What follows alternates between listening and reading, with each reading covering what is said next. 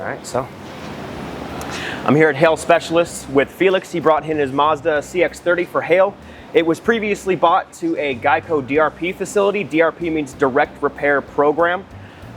He brought it in for a collision here on this right side, and so we're just going to do a post-repair inspection to see the kind of quality you're going to be getting at DRP facilities for insurance companies, specifically Geico in this case. Hey guys, post-production Gage here. So I actually did a couple oopsies in this video, so I'll be popping in from time to correct them. So the orange peel looks really bad here, like really bad. I don't know if you've seen an orange or like a grapefruit even, like it's bad. Like this is like really, really bad. Oranges don't even look this bad. Oranges probably look better, in fact. So starting right here, this rear bumper was replaced because of the collision. Right here, there's two touch-ups for paint work. Right here, you can see where it's starting to bubble. Yeah, this paint is going to fail prematurely because of the low-quality paint work done here.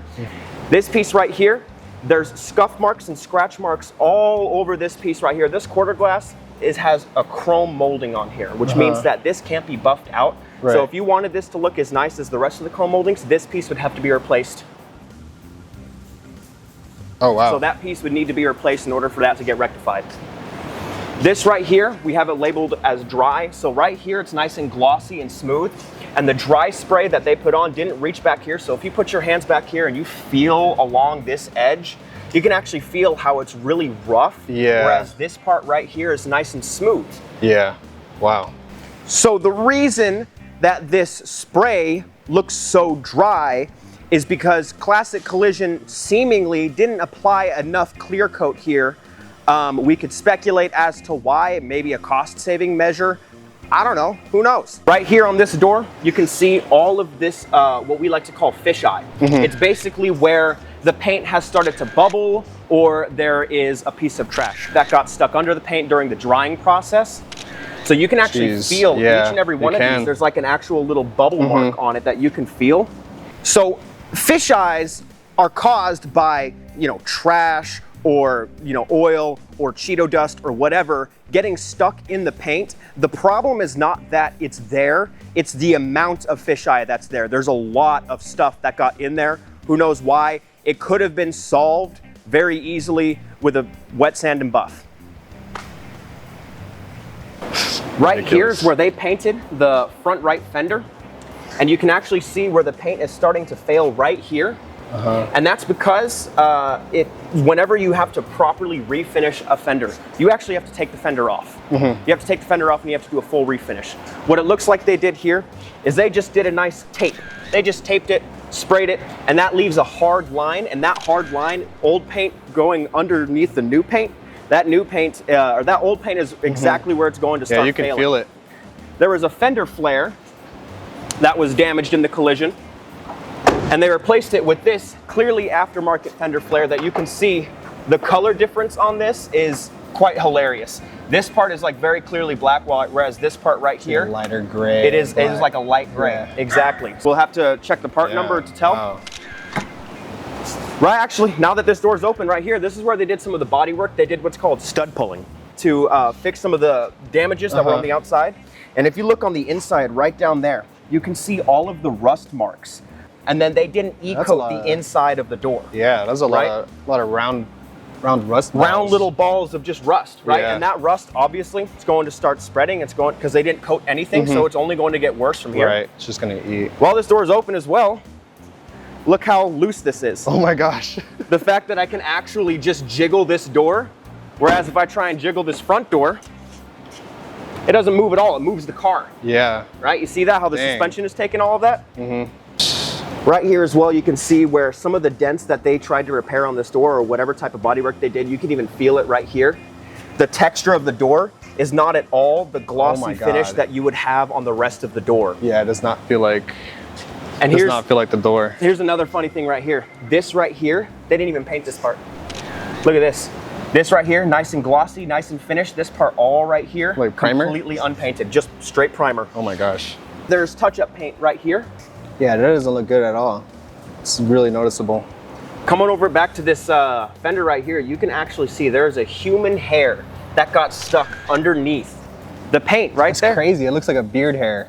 Something like that. I mean, it literally is just, it's just this giant squiggly line of hair that was stuck underneath that. Yeah, that's how this body line right here, it seamlessly transitions into the rear door, and then it continues and kind of fades out nice and pretty like, right? On this side, look at how much your rear door is sticking up from the front door. How you can like quite literally just catch your hand underneath it. You can run your hand right here and then boom, there's the door. The most important thing to highlight is just the absolutely egregious bodywork that was on this door. The fact that the door itself is loose and it is rusting. Over time, rust is essentially a cancer for metal vehicles, right? Over time, as this rust starts to spread like a disease, it would get to the point where if that door got hit hard enough, it would just fall apart. Wow, that's not good. So yeah, just wanted to highlight some of the ways that shops do low quality repairs to cut corners and save costs at the expense of the customer. It's terrible. How does it feel looking at your car, seeing all of this damage pointed out to you, knowing that you took it to a direct repair facility to try and get it repaired? Yeah, it's a little disappointing and frustrating. They instructed us to go to the classic collision, turn in the car, we got a rental, and got it back about a month later. But now that we're gonna go turn in the lease, this would have been an issue. So I'm glad you guys pointed it out. When is your lease up? In 2 months, in October. Months. Yeah. 2 months, and you had to turn in this car with all this damage. I can guarantee you that the dealership would absolutely notice all of this damage. Yeah, they would. How was their communication with you? Were they updating you through the process? Were they showing you pictures? Were they letting you know about the paintwork they were doing, about the parts they were using, anything like that? Right, so yeah, when my wife dropped the car off, they basically told her it was gonna take 3 weeks and they would text her with updates if it took longer. It did take longer, so they messaged us a few times letting us know when they started working on a specific part of the car, but that's about it. And then when she went to go pick it up, she didn't notice any of these small little, mistakes done with the bodywork and also the paint delaminating and also this door. Like, we didn't notice the door or the mismatching of the fenders, and yeah, that's crazy. They're like, let us know if you notice anything, or call us, let us know. And now that we're noticing it with you guys here, so they said it was going to take about 3 weeks. How long did it end up taking? About a month and 5 days or so. So almost 2 or 3 weeks more than that. Yeah. For the quality of work you got here. Yeah, having to redo it anyways. So well, I'm happy we were able to point out some of the damages here for you, and just let the people know exactly what kind of quality they're going to be getting when they take their vehicle to a DRP. Yeah, we really do appreciate your guys' help and your guys' input, and looking out for us, because they definitely didn't look out for us, because this would be brought up once we turn in the lease. So it's kind of disappointing. All right, thank you very much, Mr. Felix. Thank you.